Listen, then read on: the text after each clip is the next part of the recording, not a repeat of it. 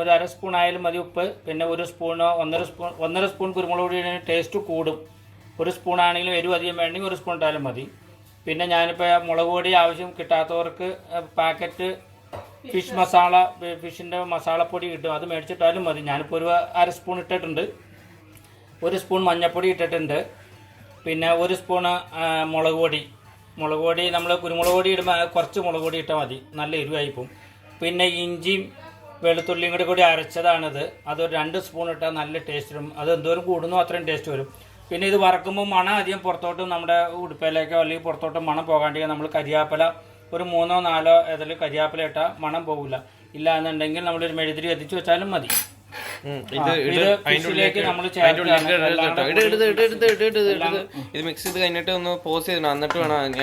എല്ലാം കൂടെ കൂടി നമുക്ക് ഒന്നിച്ച് പ്ലേറ്റിട്ട് മിക്സ് ചെയ്യുകയാണെങ്കിൽ എല്ലാം നന്നായിട്ട് എല്ലാം കൂടെ കൂടിയാവും. ഇല്ലെങ്കിൽ ചിലത് ഉണ്ടാവില്ല, ചില സ്ഥലത്ത് കൂടൂല. 1/2 കിലോ കരിമീനുണ്ട്, അതിലേക്ക് നമ്മൾ ഇത്രയും സാധനം ചേർക്കണം. എല്ലാം ഓരോ സ്പൂൺ ചേർക്കുകയാണ്, അത് നന്നായിരിക്കും. നിങ്ങൾക്ക് നിങ്ങളുടെ ആവശ്യത്തിന് കൂടുതലുള്ള കുറവുകളൊക്കെ എല്ലാം അറിയാവുന്നതാണ്, ആവശ്യത്തിന് ഉപയോഗിക്കാം.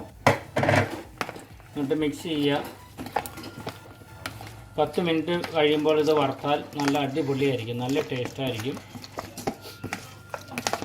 ഒരു മീഡിയം ഫ്ലെയിമിലിട്ട് കൂടിയ ഫ്ലെയിമിലിട്ട് മീൻ വറുക്കരുത്, കരിഞ്ഞു പോവും മീനിൻ്റെ അടി പെട്ടെന്ന്, ഉള്ളു വേവില്ല. അപ്പോൾ ഒരു മീഡിയം ഫ്ലെയിമിലിട്ട് നമ്മൾ വറുക്കുകയാണെങ്കിൽ വളരെ നന്നായിരിക്കും.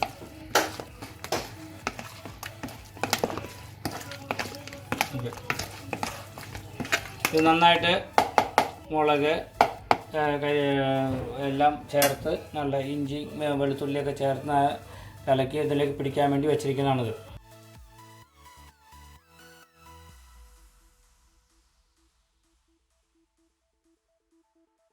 ഈ മറച്ചിലാണ് നമ്മളൊന്നുകൂടെ ഉണ്ടോ, നല്ല സൂപ്പറാവുന്നുണ്ട്.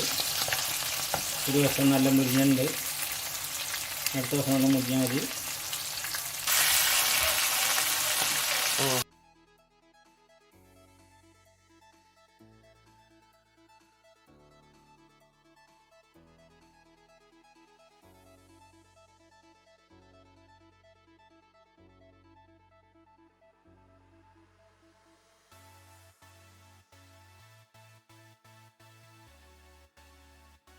ഈ വീഡിയോ ഇഷ്ടപ്പെടുകയാണെങ്കിൽ ലൈക്ക് ചെയ്യുക, സബ്സ്ക്രൈബ് ചെയ്യുക, ഷെയർ ചെയ്യുക.